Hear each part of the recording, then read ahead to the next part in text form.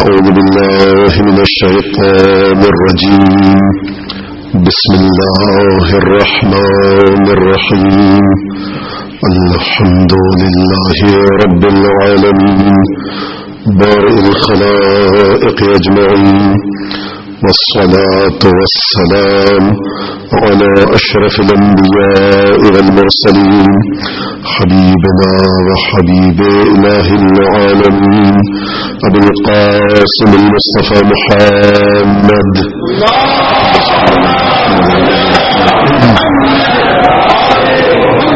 والصلاة والسلام على أهل بيته الطيبين الطاهرين الذين أذهب الله عنهم الرجس وطهرهم تطهيرا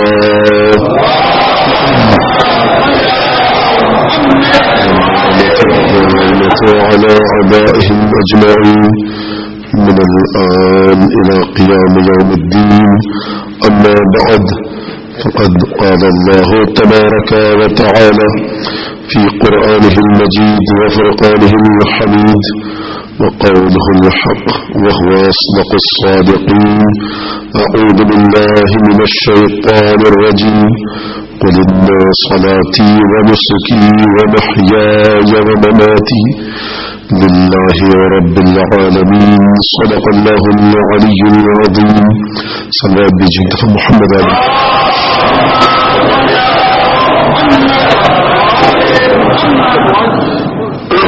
عزیزان گرامی، توحید کے محور پہ اور توحید کے موضوع پر یہ گفتگو چل رہی ہے. ابھی تک جو گفتگو میں نے آپ کے سامنے پیش کی، امید یہی ہے کہ وہ آپ کے ذہنوں میں محفوظ رہی ہوگی. یقیناً یہاں پر آپ حضرات جو آئے ہیں اپنے اپنے وطن کو چھوڑ کر کسی خاص مقصد سے آئے ہیں، اسباب معاش کی تلاش میں آئے ہیں اور رزق و روزی کی تلاش میں آئے ہیں. اس کا اپنا ایک اجر ہے، ایک ثواب ہے. فرمایا ہے رسول خدا صلی اللہ علیہ وآلہ وسلم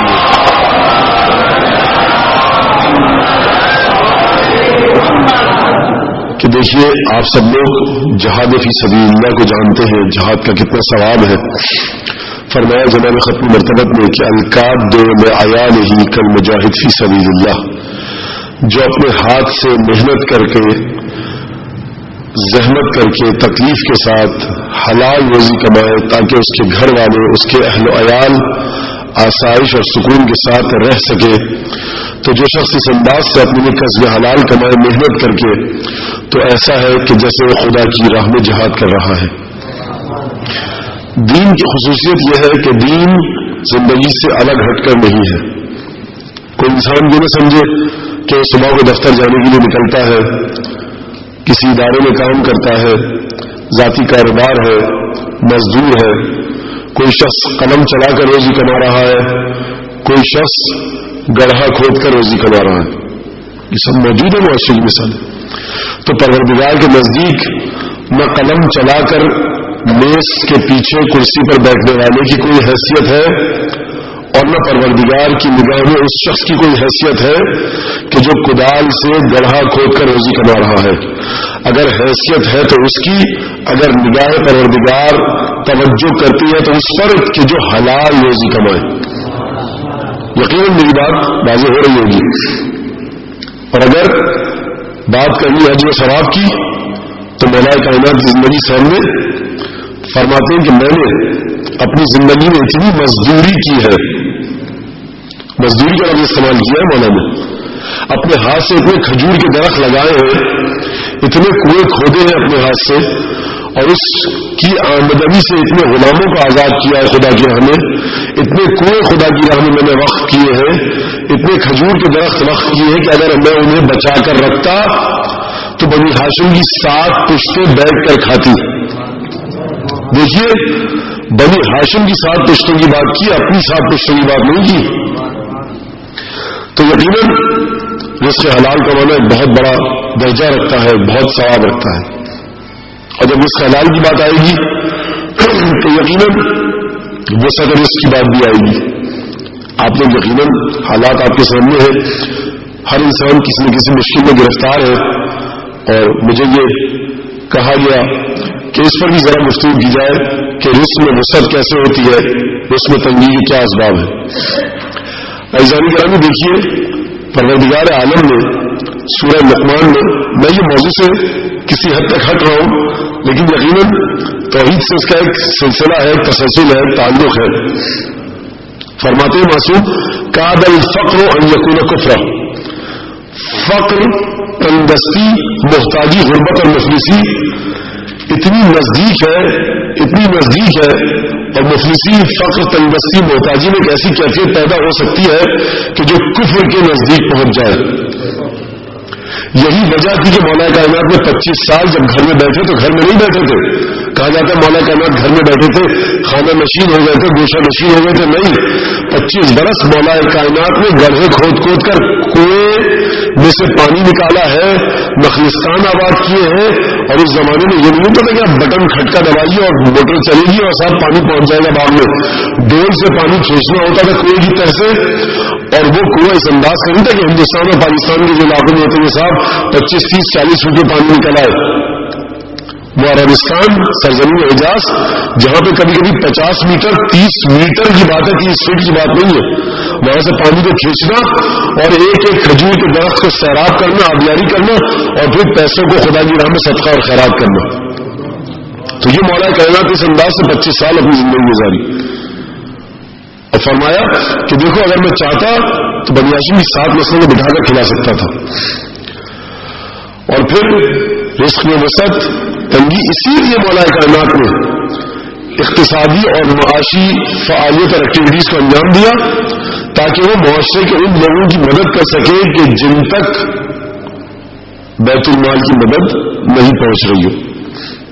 یقیناً حالات یہاں پر ایسے کہ ہر انسان یہ سوچ رہا ہے کہ اپنی جاب کو، اپنی ملازمت کو، نوکری کو سیکیور کرے. دیکھیے، جاب، نوکری، کاروبار ایک وسیلہ ہے رزق میں وسعت کا.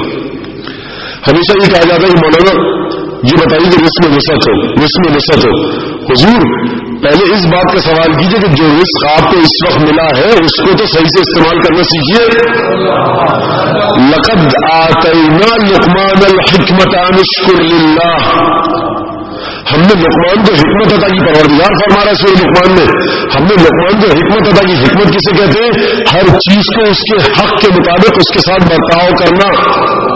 گھر والوں، بیوی بچوں کے ساتھ وہی برتاؤ کرے کہ جو ان کا حق ہے، دوستوں کے ساتھ وہی برتاؤ کرے جو اس کا حق ہے، خدا کی بارگاہ میں عبادت اسی طرح کرے جو اس کا حق ہے، معصومین کو اسی طرح سے مانے جو ان کا حق ہے، معاشرے میں اس طرح سے رہے جو معاشرے کا حق ہے.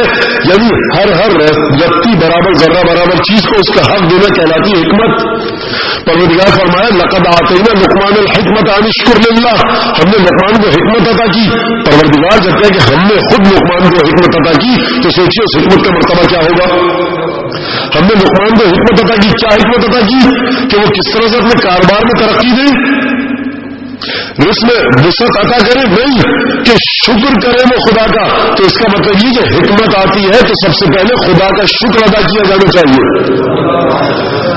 اور پھر جب شکر ادا کیا جائے گا تو میں نے عرض کیا شکر کا نعمت کی کثرت سے تعلق ہے.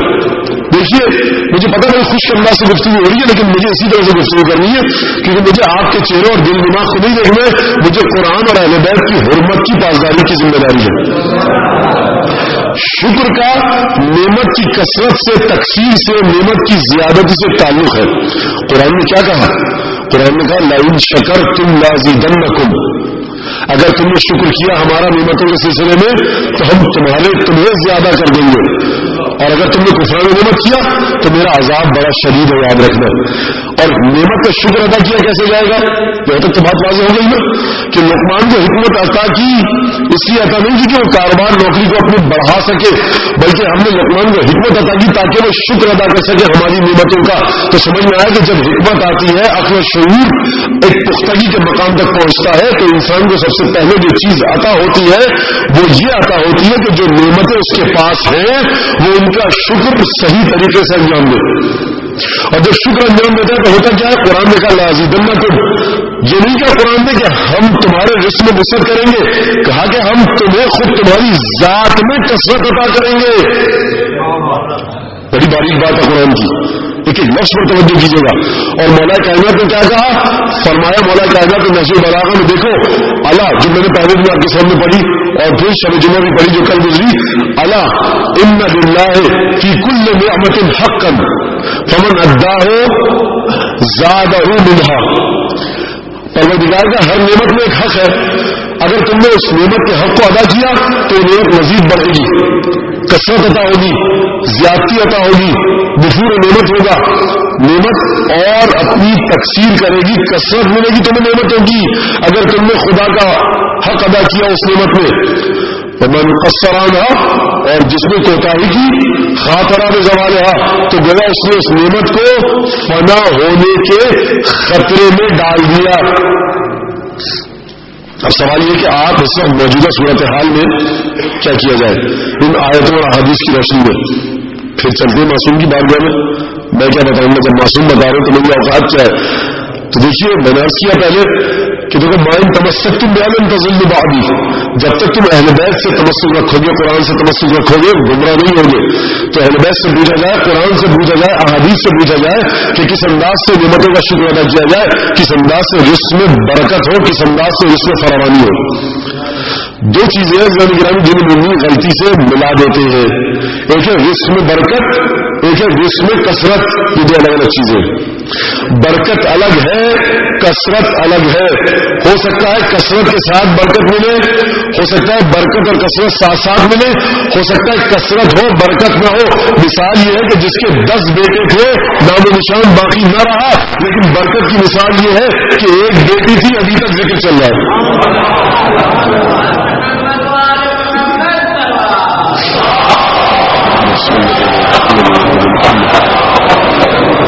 برکت کی مثال یہ ہے کہ بے آب و گیا میدان میں بے دردی اور مظلومیت کے ساتھ بہیمانہ انداز میں نسل رسول خدا کو شہادت کا جام پینے پر مجبور کیا گیا، قتل کر دیا گیا.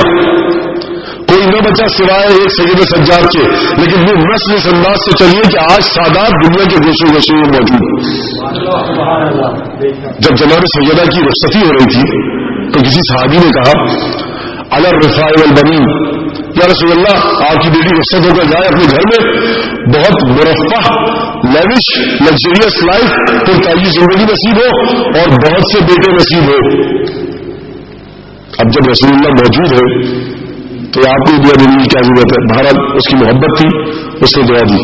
رسول نے کہا دیکھو یہ مت کہو، اب اہل بیت کا وتیرہ یہ ہے چاہے صفین کے میدان میں تیر آ رہے ہوں، اگر کوئی توحید کا درس دے گا تو مولا کائنات دیں گے، اور چاہے بیٹی رخصت ہو کے جا رہی ہو اگر کوئی غلط بات کرے گا تو اس کی بھی بہت تسلیم ہوگی. کہا کہ یہ مت کہو علی الرفاع والبنین کہ میری بیٹی کو پور تعیش زندگی نصیب ہو، بہت نعمتیں کثرت سے ملے، بہت سارے بیٹے، بلکہ کہو علی الخیر والبرکہ کہ سیدہ تمہاری رخصتی ہو خیر و برکت کے سائے میں. اور جب رسول کسی کو دعا دے کہ خیر و برکت تو سوچیے اس خیر و برکت کا کیا عالم ہوگا. تو کثرت الگ ہے، برکت الگ ہے. دعاؤں میں کہا گیا ہمیں کہ دیکھو برکت اور کثرت کو غلطی سے ایک مت سمجھ لینا. ہو سکتا ہے ساتھ ساتھ ہو سکتا ہے ساتھ ساتھ نہ ہو. 100 لوگ 110 لوگ مختلف تعداد ہے کربلا میں شہید ہو گئے، 30,000 کے سامنے یہ شہید ہو گئے، موت کے گھاٹ اتار دیا گیا.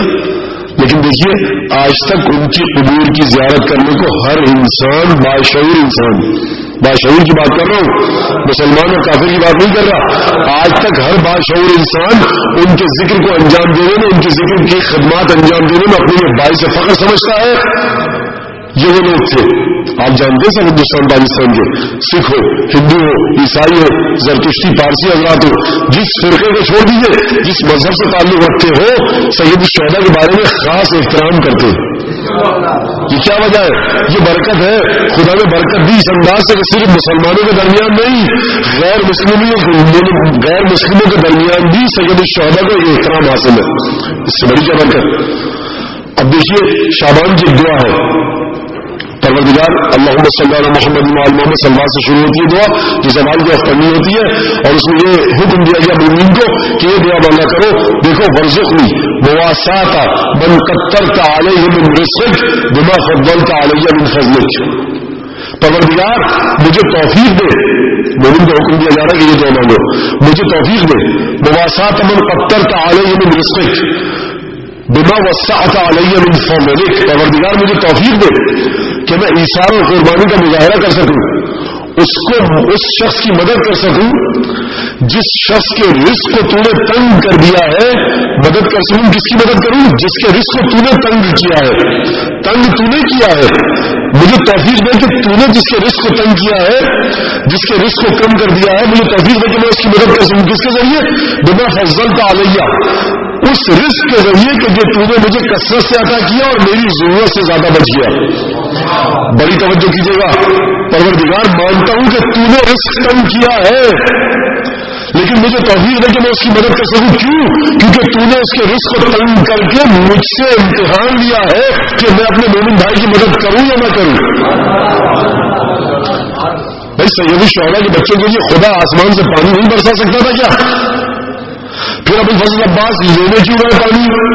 بھائی پلٹ کے کہتے تھے سید الشہداء سے، مولا آپ کی جو دعا قبول ہوتی ہے ایک دعا کیجیے آسمان سے برسات آ جائے، یہ بچے سیراب ہو جائیں، مجھے کیوں نعوذ باللہ ذہنت میں ڈال رہے؟ دیکھیے ان بچوں کی پیاس ان بچوں کے لیے بھی باعث امتحان، ابو الفضل عباس کے لیے بھی باعث امتحان، اور دونوں چاہے وہ بچے ہوں چاہے ابو الفضل عباس بڑی کامیابی کے ساتھ امتحان سے باہر آئے، کامیاب ہو کر۔ تو پروردگار مجھے توفیق دے کہ میں اس آدمی کی مدد کر سکوں جس پر تم نے رزق تنگ کیا ہے، اور حدیث نے کیا کہا؟ استنزل الرزق بالصدقہ، رزق کو نازل کرو آسمان سے اپنے لیے صدقہ دے دے کر۔ یعنی کیا مطلب؟ یعنی یہ نہ سمجھنا کہ جب صدقہ دو گے تو رزق تمہارا تنگ ہو جائے گا۔ فرمایا معصوم نے دیکھو صدقہ جو تم دیتے اس کی مثال ایسی ہے، اس کی مثال ایسی نہیں ہے کہ دریا کے کنارے پڑے ہوئے سنگریزے اٹھا لو تو سنگریزے کی جگہ خالی ہو جاتی ہے، صدیوں میں اس کی جگہ میں پتھر آ کر بیٹھتا ہے، پھر وہاں پر تمہارے دیے ہوئے صدقے کی مثال ایسی نہیں ہے، بلکہ تمہارے دیے ہوئے صدقے کی مثال اس پانی کے پیالے کی طرح ہے جو تم نہر میں ڈال کر نکالتے ہو، ابھی پیالہ بھر کر نکالتے نہیں، پیچھے سے آنے والا پانی سے بھر دیتا ہے۔ اب یہ اور مسئلہ ہے کہ تم یہ نہ دیکھ سکو، تم سمجھو کہ ہم نے 100 روپے اگر صدقہ دیا تو میرے پاس تو 100 روپے نہیں آیا، بھائی حضور ہو سکتا ہے بیماری کسی کو لگنے والی ہو، خدا نے وہ ٹال دی ہو، ہمیں پتہ ہی نہ چلا ہو۔ تو ایمان جو کہا جاتا ہے کہ عقیدہ رکھو، ایمان رکھو، اس ایمان اور عقیدے کا معنی یہ کہ جو انسان کام کر رہا ہے اس میں مکمل بھرپور عقیدہ اور ایمان رکھ کر کام کرے کہ پروردگار عالم اس انداز سے مجھے تلافی کر دے گا میرے صدقے کی۔ استنزل الرزق بالصدقہ، صدقے کو نازل کرو، کس کے ذریعے؟ رزق کو نازل کرو صدقے کے ذریعے، صدقہ دے دے کر۔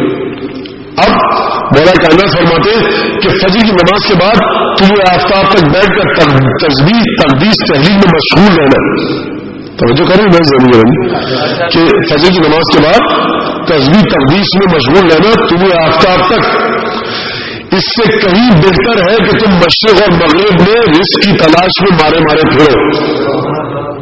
سورہ واقعہ آپ جانتے ہو، اور دیکھیے جس درگاہ سے جس دروازے سے آپ لیتے ہیں اس دروازے کا بھی تو کچھ خیال کیجیے، چاہتے ہیں کہ ملے در پنجتن سے، اعمال ایسے کہ جو در یزید تک لے جاتے ہیں، بس جس دروازے کی جانب دیکھ رہے ہیں وہیں سے سب کچھ ملے گا۔ اب میں کیا عرض کروں کہ دیکھیے سورہ یاسین کا پڑھنا اور تمام گھر والوں کو حکم دیجیے سورہ یاسین پڑھیں، فجر کی نماز کے بعد ضرور پڑھیں اور ہدیہ کریں امام زمانے کی نیابت میں جناب سیدہ کو۔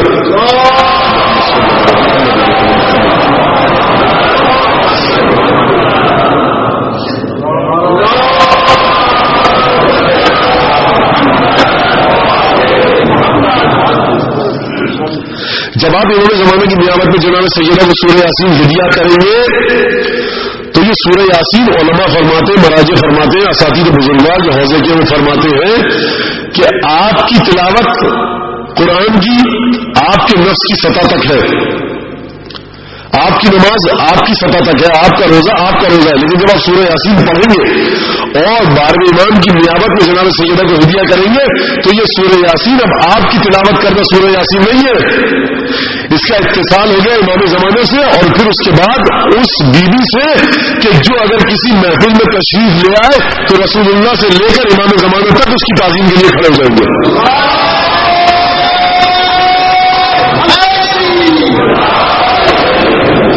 یہی تو ہے نا. سنتے ہیں کہ جب بھی جناب سیدہ تشریف لاتی تھی رسول خدا سے ملنے، رسول خدا کھڑے ہو جاتے تھے.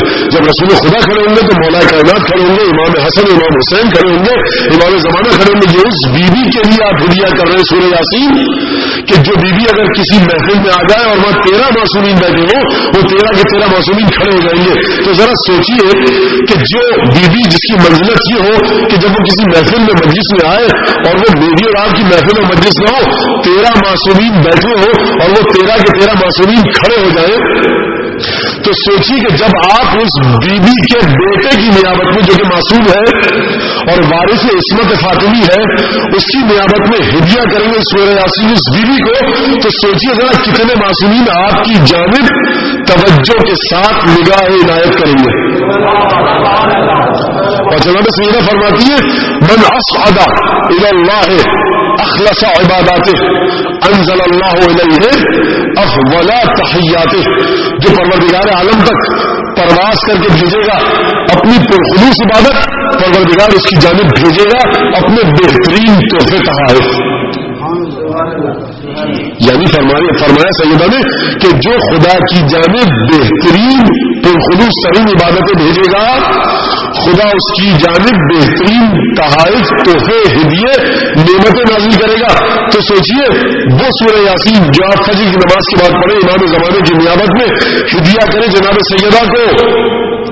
رحمت للعالمین کی بیٹیاں جب روز دیکھیں گی کہ سورہ یاسین ہدیہ ہوئی ہے میری جانب، اور وہ سورہ جو قلب قرآن ہے، جو قلب قرآن ہے وہ میری طرف آئی ہے، تو جناب سیدہ کو کیا تحفے دیں گی؟ پورے عقیدے کے ساتھ پڑھیے. اور قرآن کی حقیقت کیا ہے یہ میں نہیں بتا سکتا، یہ چھٹے امام نے بتائی اشارے اور کنائے کے ساتھ. دیکھو من قرأ القرآن وهو شاب مؤمن اختلط القرآن بلحمه ودمه. جو قرآن کی تلاوت کرے اور جوان ہو، مومن ہو، جوان بھی ہو مومن بھی ہو، اختلط القرآن بلحمه ودمه، قرآن اس کے گوشت اور خون میں رج بس جاتا ہے. قرآن کیا ہے؟ فرمایا رسول خدا نے علی مع القرآن والقرآن مع علی. یعنی چھٹے امام فرما رہے تمہیں شوق ہے نا بڑا ولایت علی بن ابی طالب کا.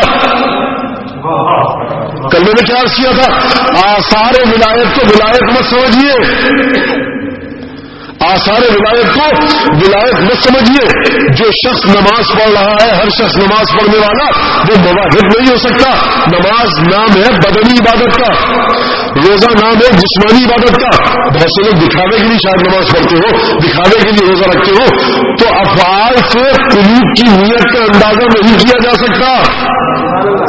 ورنہ کئی جنگوں میں کئی لوگ ایسے تھے کہ جن کے ہاتھ کٹے، صرف ابو الفضل عباس اور جعفر طیار کو 2 پر جنت میں عطا ہوئے. تو ظاہری عمل کو دیکھ کر قلب کی وسعت کا اندازہ نہ کیجیے. فرمایا امیر المومنین فرمایا چھٹے امام نے کہ دیکھو من قرأ القرآن، جو قرآن کی تلاوت کرے وہ شاب مومن، اور وہ جوان ہو مومن ہو بائیمان ہو، اختلط القرآن بلحمه ودمه، قرآن اس کے گوشت اور خون میں رج بس جاتا ہے. قرآن رج بس جانے کا مطلب کیا ہے؟ قرآن میں رج بس جانے کا مطلب یہ ہے کہ علی مع القرآن والقرآن مع علی، علی قرآن کے ساتھ ہے، قرآن علی کے ساتھ ہے.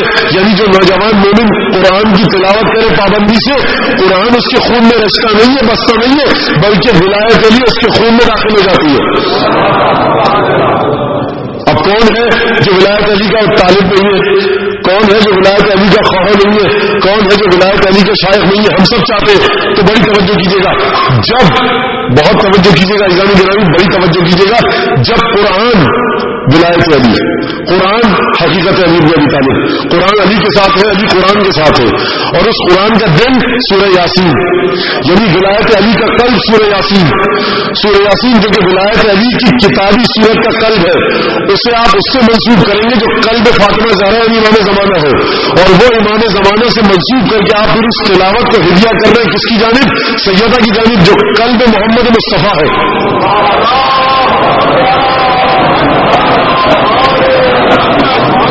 اب دیکھیے قلب سے قلب، قلب سے قلب، دل سے دل، دل سے دل، حقیقت سے حقیقت، حقیقت سے حقیقت، ہر مرحلے پر ولایت کی حقیقت۔ قرآن سورہ یاسین ولایت کی کتابی صورت، امام زمانہ جسمانی اور جسدانی صورت، جناب سیدہ جسدانی اور جسمانی صورت ولایت کی حقیقت کی۔ کون فاطمہ زہرا؟ روح التي بین جنبی، فرمایا رسالت میں آپ نے فاطمہ میری وہ روح ہے جو میرے دونوں پہلوؤں کے درمیان ہے، یعنی آپ سیدہ کو وہ چیز ہدیہ کر رہے ہیں جو قلب ولایت علی بن ابی طالب ہے، اور سیدہ کون؟ رسول اللہ کی روح ہے، یعنی آپ ایک سورہ یاسین پڑھ کر ہدیہ کر کے رسول کی روح کے قلب سے متصل ہو رہے ہیں۔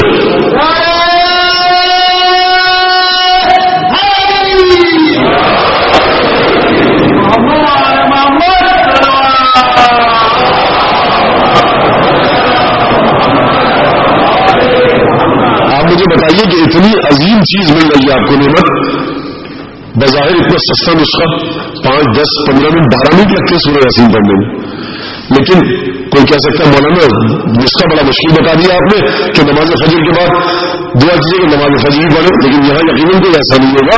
جو فرش اعضاء پر آ رہا ہے میں یہ مان ہی نہیں سکتا کہ وہ نماز نہ پڑھتا ہو، جو مومنہ قمیض سیدہ فرش اعضاء پر آ رہی ہے میں یہ مان ہی نہیں سکتا کہ وہ پردہ نہ کرتی ہو۔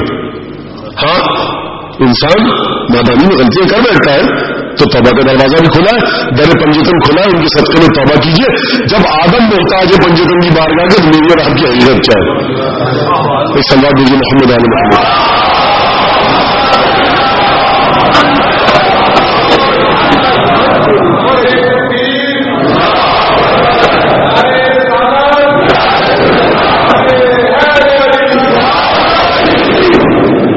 دیکھیے کل مجھ سے کہا گیا کہ آپ نے اشعار پڑھے تھے، بہت جلدی میں گزر گئے۔ توحید پر گفتگو ہو رہی ہے، توحید کے لیے ضروری ہے کہ علم ہو پروردگار عالم کی ذات کا۔ جب تک علم نہ ہوگا پروردگار عالم کی ذات کا، اس وقت تک توحید کے اس مرتبے پر انسان نہیں پہنچ سکتا۔ میں نے آدم کا قصہ آپ کے سامنے پڑھا، فرشتوں کے جو واقعہ ہوا وہ پڑھا، اور اس کے بعد میں نے عرض کیا کہ فتح آدم من ربہ کلمات، افضل وقت مطلب کے لیے مجھے اجازت دیجیے کہ دوسری تقریر کا خلاصہ آپ کے سامنے پیش کر دوں، اور 3-4 شبوں سے آپ مجھے برداشت کر رہے ہیں بڑے حوصلے کے ساتھ، تو آج ایک دفعہ اور برداشت کر لیجیے، کچھ دن ہی رہ گئے مجھے برداشت کرنے کے۔ دیکھیے جب تک علم نہیں ہوگا پروردگار عالم کی معرفت حاصل نہیں ہو سکتی۔ فرشتوں اور آدم کا جو ٹکراؤ ہوا تھا میری زبان میں یوں کہہ لیجیے۔ اچھا میں اس سے پہلے ایک اور بات کہہ دوں، وہ یہ کہ میں نے کہا کہ سورہ انفال کی 162 آیت کل جو میں نے سرمانہ کلام کی طرف سے پیش کی، یہ سورہ انعام کی آیت ہے، سورہ انفال کی نہیں ہے۔ مجھے گھر جا کر احساس ہوا کہ میں روانی میں انفال کہہ گیا۔ بہرحال انفال یا انعام ہے تو قرآن، لیکن یہ ہے انعام کی آیت۔ ایک درود پڑھیے محمد آل محمد۔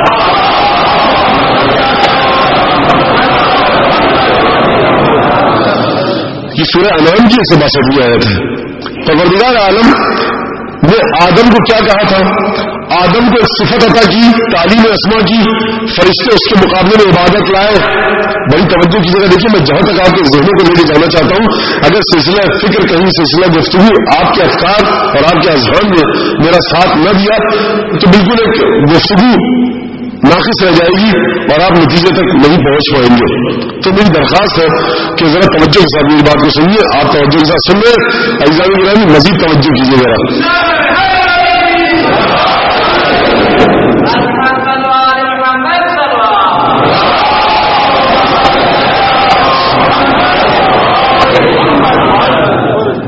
نعرہ حیدری آ گیا، اس کے سامنے انسان کیا بول سکتا ہے؟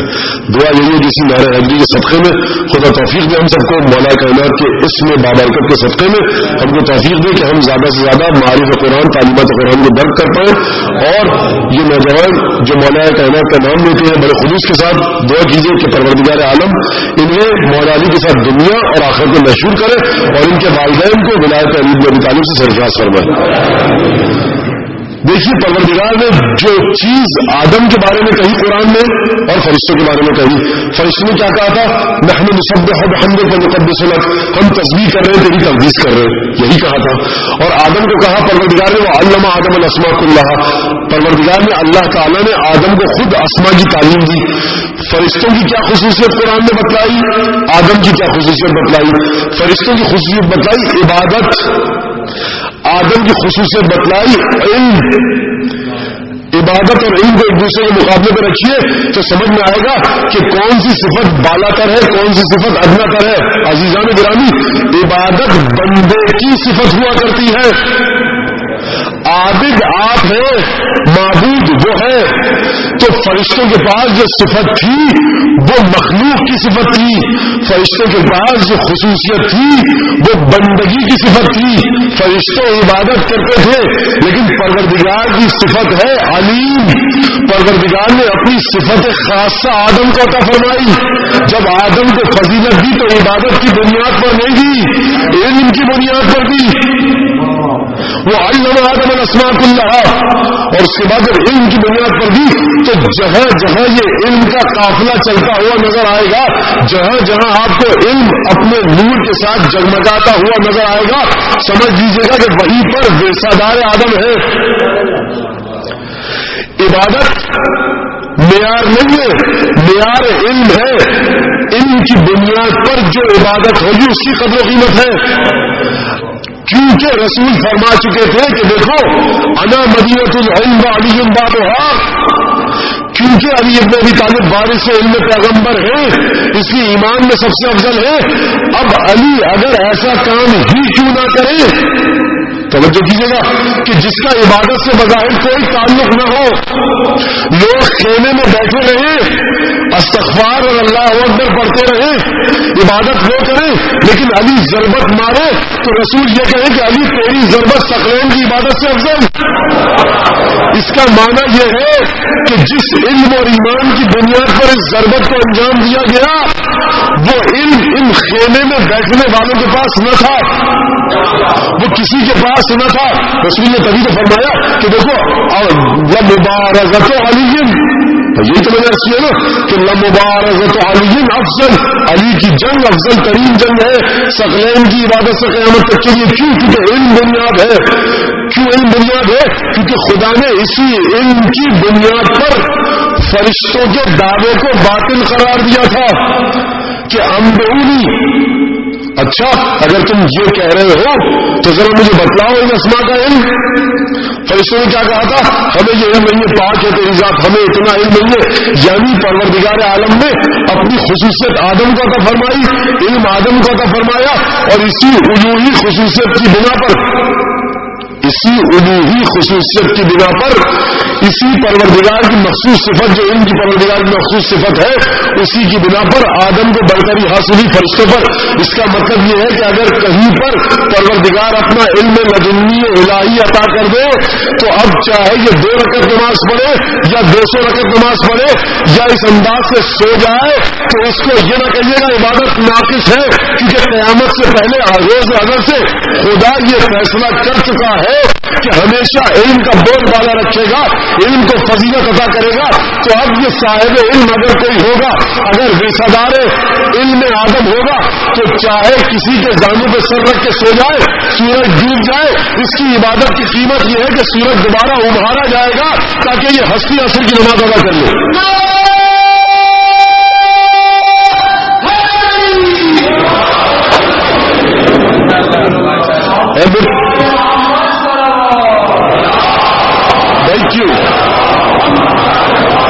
یہ کیوں ہوا؟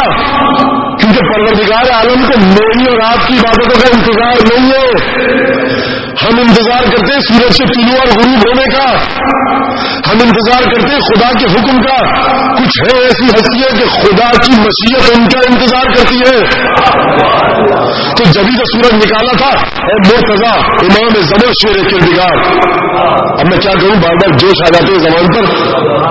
واقعی جیسے عجیب انداز سے امامت کے نکات کو سلجھایا ہے اور الجھایا ہے، الجھایا اس کے لیے نہ سمجھ سکے، سلجھایا اس کے لیے سمجھ سکے۔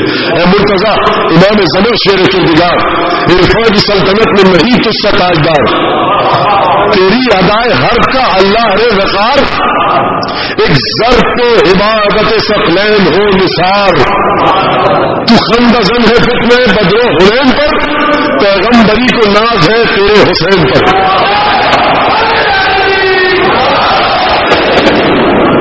اب مرتبہ دیکھیے اب میں کل پڑھا، میں نے کہا بھائی اس دور کے جدید دور کے شاعر مجھے کوئی زیادہ سمجھ نہیں آتے، تو کسی میرے محترم نے کہا کہ دیکھیے یہ آپ نے اس دور کے شاعروں کی ایک اہمیت سی ہو گئی. نہیں دیکھیے میں یہ نہیں کہنا چاہ رہا تھا، اگر کسی کی اہمیت کی ہے تو میں بستہ یہیں سے معافی کا طالب ہوں اس سے. میرا یہ مقصد نہیں تھا، میرا مطلب یہ تھا کہ دیکھیے انیس دبیر، جمیل مظہری، عامر رضا، نجم افندی، جوش اور اس طرح کے دیگر شاعر جو گزر گئے، اب جو اس وقت کے شعراء ہیں وہ بھی کہ دسترخوان کے رضا خواہ ہیں. کہنے کا مطلب تھا یہ. اب اگر آپ متصل ہو جائیں ان شعراء سے جن کا میں نے نام لیا، تو اب آج کے شعراء کے اندر آپ کو کوئی جدت، کوئی ندرت، کوئی اس انداز کی سوچ کہ جو ایک نئی جہت کی طرف لے جائے بہت قلیل نظر آتی ہے.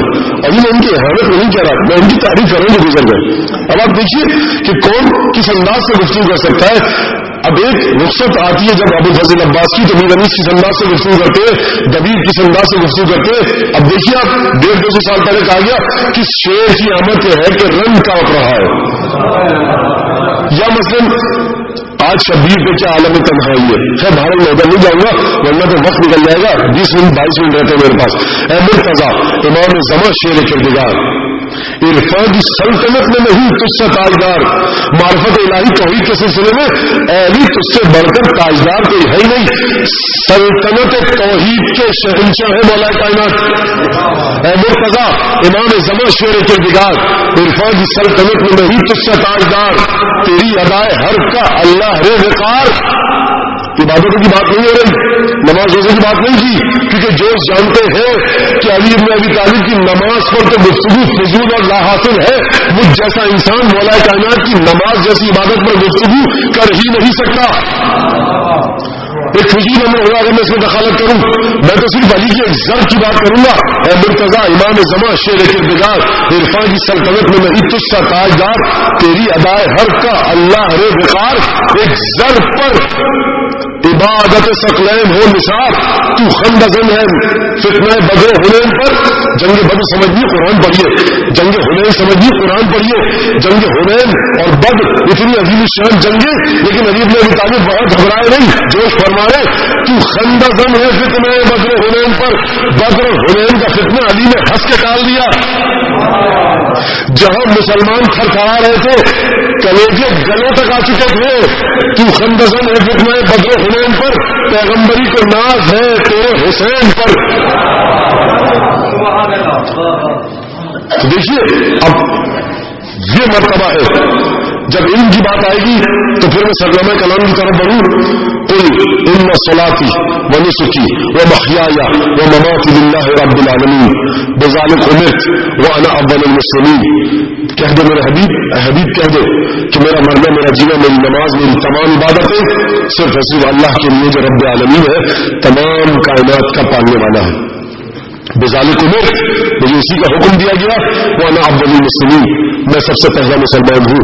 تو میں عرض کروں گا ہاتھوں میں جوڑ کے یا رسول اللہ آپ تو آخری نبی ہیں، آپ سے پہلے 1,23,999 پیغمبر آ چکے ہیں. یہ قرآن آپ کو کیوں کہہ رہا ہے کہ آپ اول مسلمین ہیں؟ اب گفتگو اسی پہ چلے گی آج، اور اسی کے بعد مسائل کی منزل تک آ جاؤں گا میں. اول مسلمین یعنی کیا مطلب؟ نوح کی زبانی کیا ارشاد ہوا، ابراہیم اور اسماعیل کی زبانی پروردگار نے کیا ارشاد فرمایا. نوح کے بارے میں کہا دیکھو عمر تو ابھی ہے رسول خدا کی بات ہے، عمر تو بذالک وانا اول المسلمین، مجھے اسی توحید کا حکم دیا گیا اور میں مسلمانوں میں سب سے پہلا ہوں. مسلمانوں میں سب سے پہلا ہوں. اچھا نوح نے کیا کہا؟ نوح نے یہ کہا کہ پروردگار مجھے اب نوح کو سمجھنا ہے، سورہ نوح پڑھیے، نوح کو سمجھنا ہے، سفینہ نوح کو دیکھیے جا کر جو قرآن نے اس واقعے کو بتایا. حضرت ابراہیم کو سمجھنا ہے، سورہ بقرہ جا کر پڑھیے. حضرت اسماعیل کو دیکھیے کس اللہ سے پروردگار نے گفتگو کی. وَإِذْ يَرْفَعُ إِبْرَاهِيمَ الْقَوَاعِدَ مِنَ الْبَيْتِ وَإِسْمَاعِيلُ رَبَّنَا تَقَبَّلْ مِنَّا إِنَّكَ أَنْتَ السَّمِيعُ الْعَلِيمُ. وہ وقت یاد کر حبیب کہ جب ابراہیم اور اسماعیل نے مل کر خانہ کعبہ کی دیواروں کو اٹھایا اور اس کے بعد پھر پروردگار سے یہ دعا فرمائی، پروردگار یہ قبول فرما، إِنَّكَ أَنْتَ السَّمِيعُ الْعَلِيمُ، پروردگار تو بہت سننے والا ہے، تو بہت علم رکھنے والا ہے. وَجْعَلْنَا پروردگار ہمیں قرار دے مسلمین لک، ہم دونوں کو قرار دے اپنی بارگاہ میں مسلم. میں کہوں گا جناب ابراہیم اسماعیل آپ تو پیغمبری کے مرتبے پر ہیں، آپ خدا کے حکم سے خانہ کعبہ کی دیواریں اٹھا رہے ہیں. قرآن خود کہہ رہا ہے، پروردگار عالم خود اعلان فرما رہا ہے وَإِذْ يَرْفَعُ إِبْرَاهِيمَ الْقَوَاعِدَ مِنَ الْبَيْتِ وَإِسْمَاعِيلُ. حبیب اس وقت کو یاد کرو کہ جب ابراہیم اور اسماعیل نے خانہ کعبہ کی دیواروں کو اٹھایا، یہ دونوں پیغمبر ہیں، خانہ کعبہ کی دیواروں کو اٹھا رہے ہیں اور اس کے بعد یہ دعا مانگ رہے ہیں پروردگار ربنا وجعلنا مسلمین لک، ہمیں اپنی بارگاہ میں مسلم قرار دے. تو اس کا مطلب یہ ہے کہ وہ مسلم اور ہوتا ہے جو لا الہ الا اللہ محمد رسول اللہ پڑھ کر کہے، اور وہ مسلم اور ہوتا ہے کہ جس کی دعا ابراہیم اور اسماعیل کرے. وہ اسلام یہ ہے کہ اپنی تمام چیزوں کو پروردگار عالم کے حوالے کر دو، توکل کے اعلیٰ ترین مرتبے پر آ جاؤ کہ خود قرآن بول اٹھے کہ دیکھو یہ ہمارا بندہ ہے، خود قرآن یہ کہے کہ یہ ہمارا بندہ ہے. یہ نہ ہو کہ زبان سے تو کلمہ پڑھو لیکن عبادت ہے بتوں کی، زبان سے کلمہ پڑھو لیکن توکل کی صفت نہ ہو. یہ اسلام اور ہے، وہ اسلام اور ہے.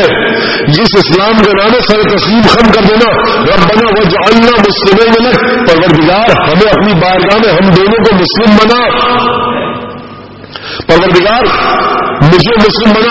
نوح بھی یہی کہتے ہوئے نظر آئے، ابراہیم اور اسماعیل بھی یہی کہتے ہوئے نظر آئے، اور اس کے بعد رسول خدا کی جب باری آئی تو رسول خدا نے یہ نہیں کہا کہ پروردگار مجھے مسلم بنا، میں مسلمانوں میں سے قرار دے وجعلنی من المسلمین، یہ نہیں کہا رسول نے، بلکہ یہ کہا بذالک امرت وانا اول المسلمین.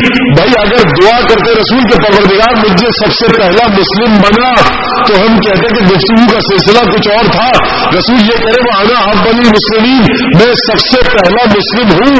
بھائی سب سے پہلا مسلم کون تھا؟ سب سے پہلا اسلام کون تھا؟ ان الدین عند اللہ الاسلام، پروردگار کی بارگاہ میں دین صرف اور صرف اسلام ہے. آدم جب خلق ہو رہے تھے تب بھی دین صرف اسلام تھا، جب قیامت آئے گی تب بھی دین اسلام ہے.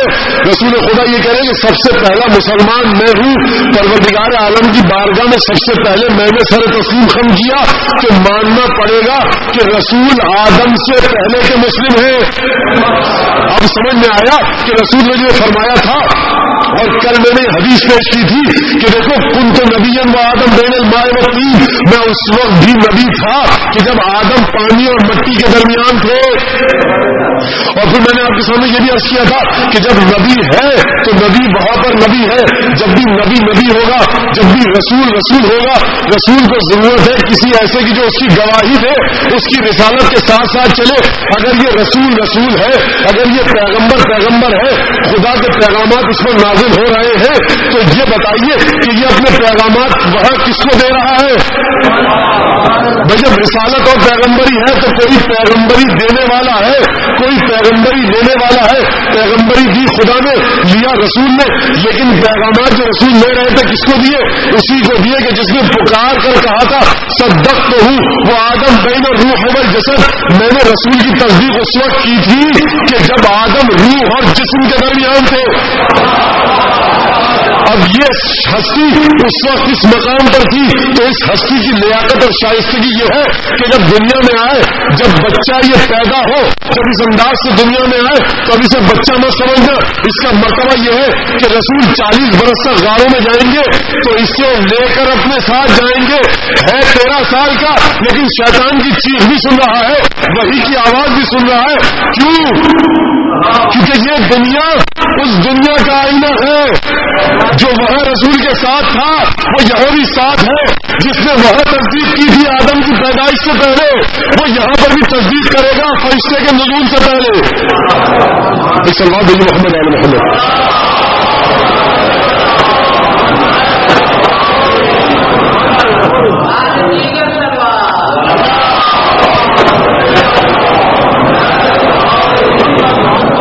وہاں اس کے ساتھ تھا.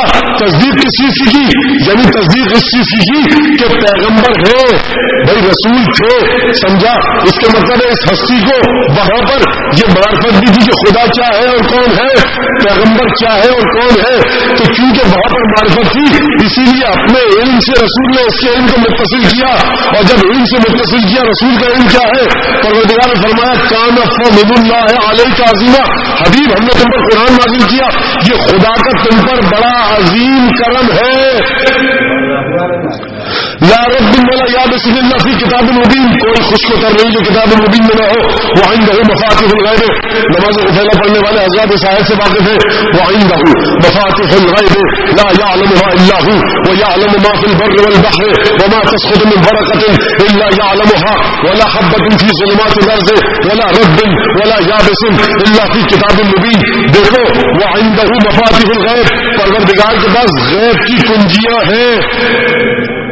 ترجمہ سننے پہلے پھر میں آگے گفتگو سلسلے کو بڑھاؤں گا۔ وعنده پروردگار کے پاس ہے مفاتیح الغیب، بڑی توجہ کیجیے گا، اشارہ کر کے آگے بڑھ جاؤں۔ کنجیاں ہیں کس کی؟ غیب کی۔ کنجیوں کی جمع بنائی، غیب کو واحد لایا۔ کنجیاں ہیں، غیب ایک ہے، کنجیاں ہیں، یعنی علم کے مختلف اطوار ہیں۔ تم علم کے جس طور کو، علم کے جس مختلف زاویے کو حاصل کرو گے فقط اسی انداز سے ہم تک پہنچ سکتے ہو۔ اچھا بڑی توجہ کیجیے گا، اسی کے پاس غیب کی تمام کنجیاں ہیں۔ وعنده مفاتیح الغیب لا يعلمها الا هو، وہ نہیں جانتا سوائے اس کے غیب کو کوئی نہیں جانتا۔ قرآن کی آیت، سوائے اس کے غیب کو کوئی نہیں جانتا۔ وعنده مفاتیح الغیب لا يعلمها الا هو ويعلم ما في البر والبحر، وہ جانتا ہے کہ کیا خشکی میں ہے، وہ جانتا ہے کہ کیا قریب ہے اور دریا اور سمندروں میں ہے۔ خشکی کا بھی وہ حال جانتا ہے، تری کا بھی وہ حال جانتا ہے۔ عنده مفاتيح الغيب لا يعلمها الا هو ويعلم ما في البر والبحر وما تسقط من ورقة الا يعلمها، کوئی پتا ایسا نہیں ہے جڑ سے ٹوٹ کر لگے مگر یہ کہ وہ جانتا ہے۔ وما تسقط من ورقة الا يعلمها ولا حبة في ظلمات الارض، اور زمین کے اندھیری اور تاریک گہرائیوں میں کوئی دانہ ایسا نہیں ہے، بیج جسے وہ نہ جانتا ہو۔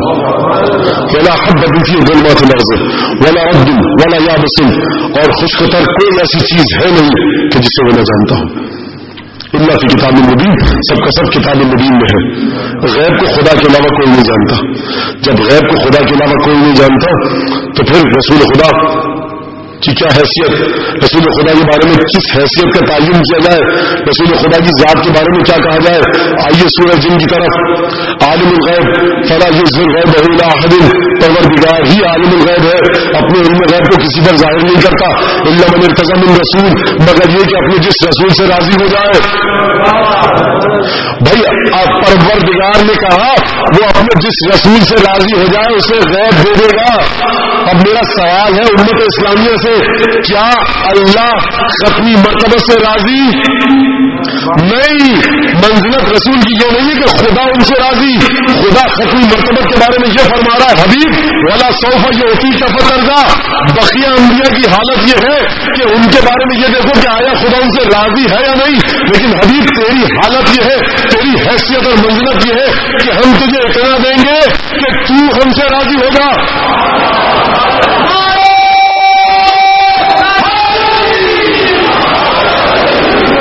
اچھا جب یہ سلسلہ ہے کہ رسول کے پاس علم غیب، اب رسول نے جو کہا تو کیا کہا، اب یہاں پر دوبارہ چلیے آیت ہو چکی، اب نہیں مجھے بڑا جی چاہ رہا ہے، اب مجھے خود بھی ذرا سا جی چاہتا ہے کہ اس انداز سے گفتگو کی جائے۔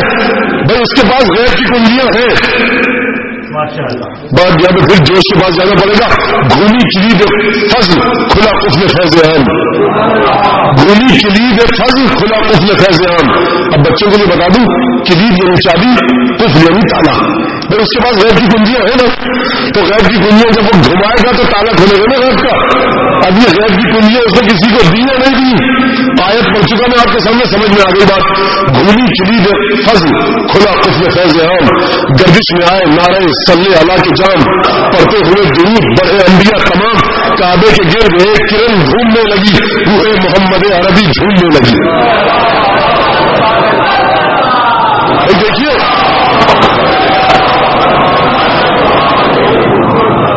دیکھیے اس کا مطلب یہ ہے کہ کعبے کے گرد کون گھوم رہا ہے، غیب کی کون سی کنجی کھلنے والی ہے، پروردگار کا کون سا علم، کس علم کا وارث زمین پر آنے والا ہے۔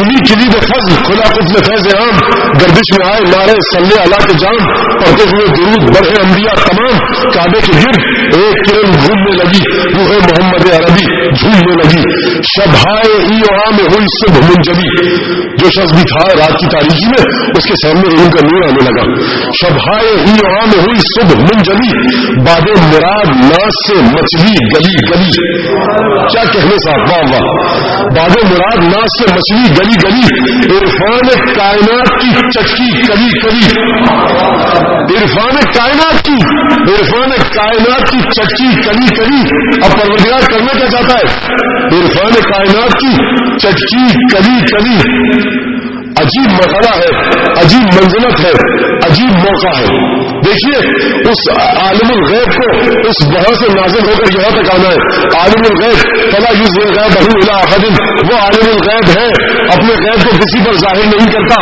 اس کا غیب قلوب میں ہے اس کا غیب مخفی ہے اس کا غیب چھپا ہوا ہے اس غیب کو جو چھپا ہوا ہے ظاہر ہونا ہے وہ جو قلوب میں ہے بروز میں آنا ہے وہ جو غیب ہے شہود میں آنا ہے وہ جو چھپا ہوا ہے سامنے آنا ہے کس طرح سے سامنے آئے گا قرآن نازل ہوگا تو پروردگار کے ان جسمت میں سامنے آئے گا یہی وجہ تھی کہ مولا کائنات نے فرمایا لقد تجلی اللہ فی خلقہ لخلقہ فی کلامہ ولکن الناس لا یعلمون مولا کائنات ہے فرما رہے ہیں سنا دیجیے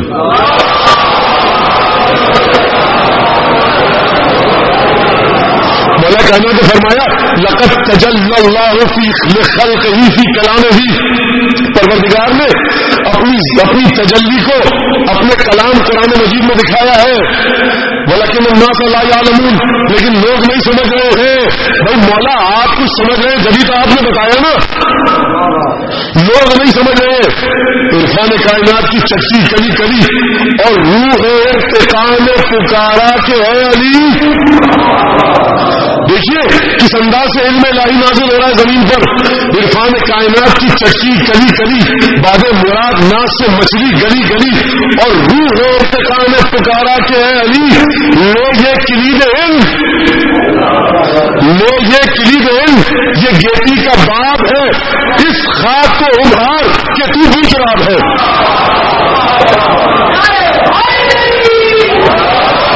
اور کس خاک کو ابھاریں گے مولا کائنات انی خالق بشرا من طین من صلصال من حماء مسنون فرشتوں میں مٹی سے ایک انسان بنانے والا ہوں تمام کے تمام انسان اسی مٹی سے بنے ہوئے آدم کی اولاد ہے مٹی کی خاصیت ہے تاریکی تبھی تو شیطان آیا تھا آگ کے نور کے ساتھ اس تاریکی کا مقابلہ کرنے تو اب اس مٹی کو جو تاریخ ہے جو بے جان ہے ابھارے گا کون ارتقاء کی طرف لے کے کون جائے گا علم الہی کی نورانیت کے سائے میں کون اس مٹی کو ترقی کے درجات عطا کروائے گا یہ خدا نے کہا میں یہ کلید علم یہ گیتی کا باب ہے اس خاک کو ابھار کے تو بھی شراب ہے مولا کائنات ابھاریں گے اس خاک کو ارتقاء کی منازل تک لے کے جائیں گے درست ہے کہ مولا کائنات چلے گئے لیکن کلید ارتقاء علی کے ہاتھ میں ہے وعنده مفاتح الغیب لا یعلمها الا هو وہ کنجیاں غیب کی جو پروردگار کی بارگاہ میں ہے وہ سوائے مشیت اور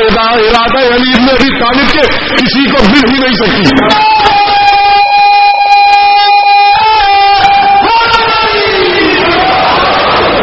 مقادیر الرب ارادت الرب تحبط الیکم ومقادیر الامور تصدر من بیوتکم اے معصومین پروردگار کا ارادہ آپ کے گھروں پہ نازل ہوتا ہے اور تمام کے تمام امور کی مقدار آپ کی ذات سے نکلتی ہے اگر علم چاہیے آنا پڑے گا بار گاہ علی بن ابی طالب پہ کیوں کیونکہ یہ فیصلہ ہو چکا ہے کہ پروردگار کے علاوہ غیب کی کنجیاں کسی کے پاس ہے ہی نہیں تو کنجیاں پروردگار نے رسول خدا کو دی رسول خدا نے کیا کہا انا مدینۃ العلم والی بابها یہ حدیث ہے اور قرآن میں آئیے تو سورہ رات کی آخری آیت یقول الذین کفروا لست مرسلا حبیب یہ تمہارے بارے میں کہتے ہیں کہ تم پیغمبر نہیں ہو قل کفى بالله شہید بینی وبینکم ومن عنده علم الکتاب حبیب کہہ دو کہ تمہارے اور میرے درمیان اس رسالت کے جھگڑے کی گواہی کے لیے خدا کافی ہے اور وہ کافی ہے کہ جس کے پاس کتاب کا علم ہے گواہی اس وقت دی جاتی ہے کہ جب علم ہوگا رسالت کی گواہی دلوائی جا رہی ہے. رسالت نام ہے فرشتے کے نازل ہونے کا کسی انسان پر, تو ماننا پڑے گا کہ یہ انسان, اس انسان کا علم اس مرتبے پر ہے کہ جہاں محمد مصطفیٰ کو بھی یہ جانتا ہے, جبرائیل کو بھی جانتا ہے, جبرائیل کے نزول کو بھی دیکھتا ہے.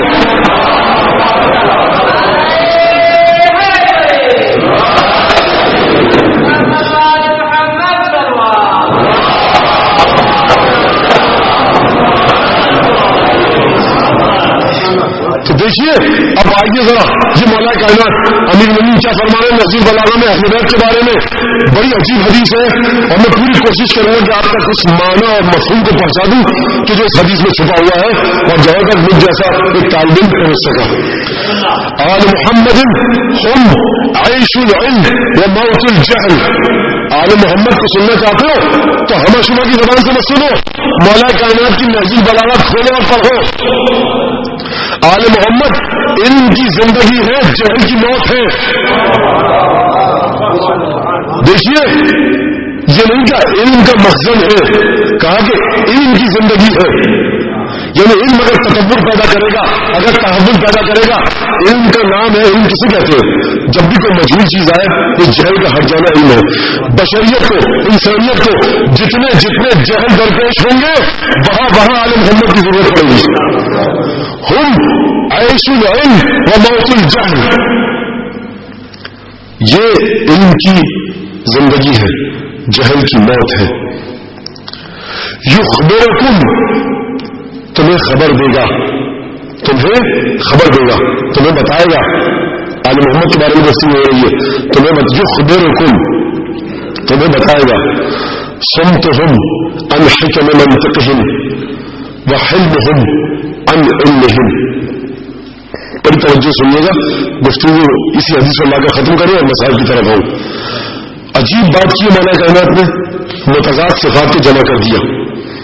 متضاد صفات کو مولا کائنات نے اس حدیث میں جمع کیا. آل محمد کے بارے میں کیا کہا؟ تمہیں خبر دے گا. ان کا علم, ان کے علم کی خبر دے گا. علم کسے کہتے ہیں؟ ناگوار حالات میں صبر اور پامردی کے ساتھ صبر کرنا, شکیبائی کرنا, صبوری کرنا, ڈٹے رہنا. مولا فرماتے ہیں ناگوار حالات میں ان کا ڈٹ جانا اور چیب جبی نہ ہونا, چیخنا چلانا نہیں ہے ان کی ہے. ان کی ذرا سی تکلیف آ گئی تو فریاد بلند نہیں ہوتی ہے. ان کا علم تمہیں بتائے گا کہ ان کا علم کتنا گہرا ہے. بڑی توجہ کیجیے گا عزیزان گرامی. آپ کسی پروفیسر کے علم کے بارے میں جب تعین کرتے ہیں تو کہتے ہیں بھائی ذرا فلانے ٹاپک پر موضوع پر بلوا کر دکھائیے تاکہ ہم دیکھ سکیں کتنا علم ہے. مولا کہنا کہہ رہے آل محمد کے علم کو دنیاوی علماء کے مطابق نہ تولو. ان کی جنس, ان کا انداز, ان کا اعتبار, ان کی حقیقت و ماہیت مختلف ہے. ناملائم ناگوار حالات میں ان کے صبر کو دیکھ کر ان کے علم کی گہرائی کا اندازہ کرو. دنیا والوں کے علم کی طرح ان کے علم کو مت تولو. یخبرکم حلمہم عن علمہم وصمتہم عن حکم منطقہم. اور ان کی خاموشی ان کی گفتار کے استحکام کا پتہ دیتی ہے. بڑی توجہ کیجیے گا, گفتار کے استحکام کا پتہ خود گفتار دیتی ہے, خاموشی نہیں دیا کرتی. مولا کرے فرمانے ان کی خاموشی اور ان کا سکوت ان کی گفتار کی گہرائی کا پتہ دیتی ہے. جو دیکھیے بڑے عجیب مرحلہ ہے. کیوں؟ اب یہاں پر پھر میں مصرع پڑھ دوں اور آگے بڑھ جاؤں. دیکھیے کیونکہ توحید مرحلہ یہ ہے کہ انسان علم کامل رکھے ذات پروردگار کا. جب ذات پروردگار کا علم کامل ہے تو اس علم کی روشنی میں اسے گفتگو کرنی ہے. جہاں مناسب ہوگا گفتگو کرے گا, جہاں مناسب نہیں ہوگا گفتگو نہیں کرے گا. ہمیشہ بول کر اپنی حیثیت کو نہیں منوایا جاتا. دیکھا جاتا ہے کہ انسان گفتگو کے مواقع بھی سمجھتا ہے یا نہیں سمجھتا. خاموشی اور گفتگو کے مواقع میں فرق رکھ سکتا ہے یا نہیں رکھ سکتا. احمق ہوتا ہے وہ انسان جو ہر موقع میں گفتگو کرتا رہے. وہ یخبرکم صمتہم عن حکم منطقہم. ان کی خاموشی اور سکوت ان کے علم اور گفتار کی گہرائی کا پتہ دے گی. یہ آل محمد کے بارے میں فرمایا. اس انداز سے فرمایا کہ دیکھو یہ مختلف ہے, بالکل ان کی ساخت مختلف ہے, ان کی خلقت مختلف ہے, ان کا انداز مختلف ہے. ان کے مرتبے مختلف ہیں. اول المسلمین رسول اللہ ہے. اول اسلام کا مطلب کیا ہے؟ اسلام کا معنی ہے پروردگار کی بارگاہ میں سر تسلیم خم کر دینا. تو اب آپ کی سمجھ میں آیا جو میں نے پہلے دن آپ کے سامنے پیش کیا تھا کہ دیکھیے آدم کو ضرورت تھی کسی ایسی ذات کی. وہ کلمات کیا تھے کہ وہ کسی ایسے مظہر توحید کی ضرورت تھی کہ جس کو جب آدم دیکھے تو دیکھ کر آدم کو اپنے علم توحید کی بے معنی کا احساس ہو. تو ماننا پڑے گا کہ آدم توحید کے جس مرتبے پر تھے اس سے پہلے مرتبے پر کوئی اور ہستی تھی جس کی توحید کو دیکھ کر آدم کے نفس میں ذلت خضوع اور خشوع پیدا ہوا. تو یہاں رسول خدا کہہ رہے ہیں وہاں اول المسلمین، سب سے پہلا مسلمان میں ہوں. یعنی ابھی آدم پیدا نہیں ہوا تو میں اسلام کے مرتبے پر تھا. یہی کلمات تھے جو دکھائے گئے تھے. جب رسول کہہ رہے ہیں نا اول المسلمین تو پھر امام فخر الدین رازی کی وہ حدیث جو انہوں نے اپنی تفسیر میں نقل کی کہ جب لے کر گئے مباہلے کے لیے تو فاطمہ علی حسن حسین کو لے کر گئے. یہ ساتھ ساتھ ہے، یہ وہاں بھی ساتھ ساتھ تھے، یہ یہاں بھی ساتھ ساتھ ہے. ان کا نور باہم مائیت میں خلق ہوا تھا. یعنی اگر رسول اول مسلمین ہے تو اسی طرح سے فاطمہ بھی اول مسلمین ہے، حسن بھی اول مسلمین ہے، حسین بھی اول مسلمین ہے، مولا کائنات بھی اول مسلمین ہے. تو اب سمجھ میں آیا آپ کو اس بات کا مطلب پروردگار یہ مجھ سے ہے، میں ان سے ہوں. رسول کی حقیقت ہے اول مسلمین. جہاں جہاں رسول وہاں وہاں اول مسلمین. رسول زمین پر اول مسلمین، رسول عرش الہی پر اول مسلمین. اگر رسول زمین پر اول مسلمین تو فاطمہ علی حسن حسین ساتھ ساتھ. اگر رسول عرش الہی پر اول مسلمین تو علی فاطمہ حسن حسین ساتھ ساتھ. تو جب رسول چلا جائے تو گھبرائیے مت کہ اول مسلمین چلا گیا. ابھی وہ انوار باقی ہے کہ جن کا نور رسول کے ساتھ ساتھ اول مسلمین تھا. ایک سلوات دیجیے محمد علی محمد.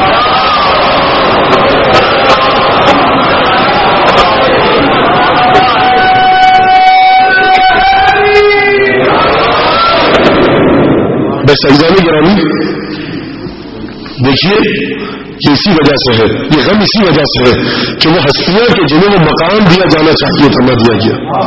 وہ مقام دیا جانا چاہیے تھا وہ نہ دیا گیا. ان پر اتنے ظلم و ستم کے پہاڑ توڑے گئے کہ جناب سید سجاد فرماتے ہیں کہ ہم پر اتنا ظلم کیا خدا نے، ہم پر اتنا ظلم کیا بندے نے. خدا نے قرآن میں حکم دیا تھا ہم سے محبت کرو.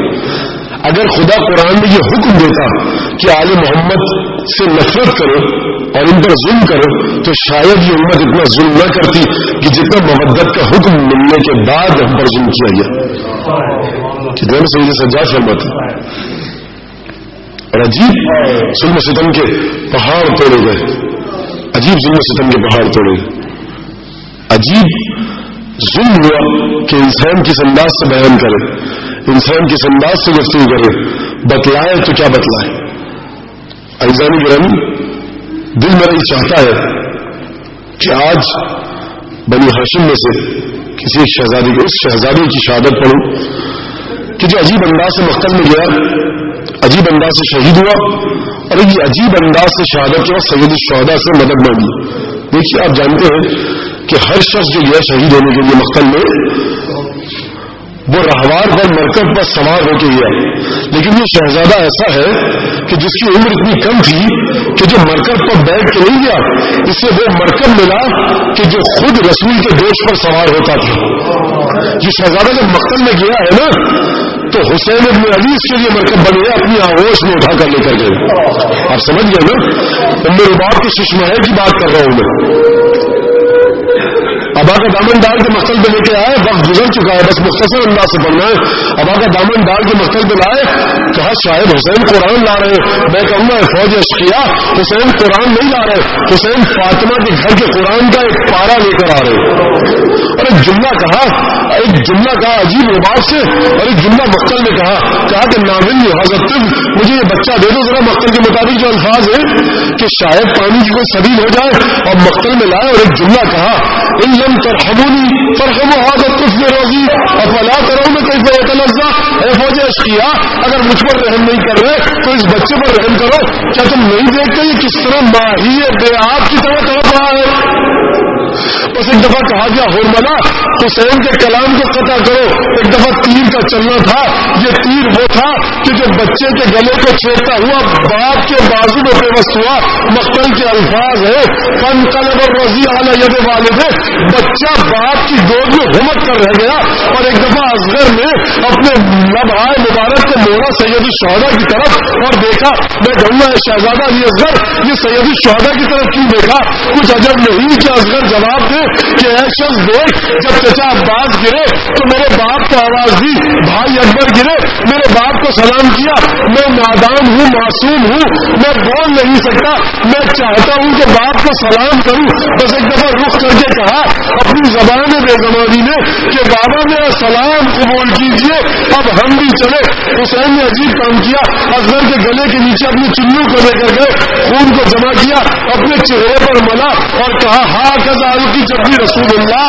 حسین قیامت میں اپنے گانا کا اسی طرح سامنا کرے گا. بس ایک دفعہ لے کر آئے خیمہ گاہ کی طرف اصغر کو اور عجیب انداز سے لائے. آیت اللہ محمد حسین اسمانی فرماتے ہیں مولا سید الشہداء جب رباب نے آپ کو بچہ دیا تھا تو سفید کرتا پہنا کر دیا تھا. اب جو ماں یہ پوچھے گی کہ مولا یہ بتائیے سفید کرتے کا رنگ سرخ کیوں ہو گیا تو کیا جواب دیں گے؟ بس ایک دفعہ آئے دروازے خیمہ پر زمین پر بیٹھے تلوار کے میان سے قبر کھودی اور اصغر کو زمین میں دفن کیا. لمبی سی قبر کھود کے اصغر کو گاڑ کے ارے شبیر اٹھ کھڑے ہوئے دامن کو جھاڑ کے. میں کہوں گا مولا یہ دامن جھاڑنے کا سبب کیا تھا؟ شاید سید الشہداء جواب دے کہ دیکھو اکبر کی جوانی لٹا دی, عباس کو لٹا دیا, اور محمد شہید ہو گئے, قاسم کو شہید کروا دیا. حسین کے پاس اب اصغر کے علاوہ کچھ نہ تھا. اب دامن میں حسین کے کچھ نہ تھا جو قربان کرتا. بس اب فاطمہ کی بیٹی کی قید ہے وہ بھی حسین.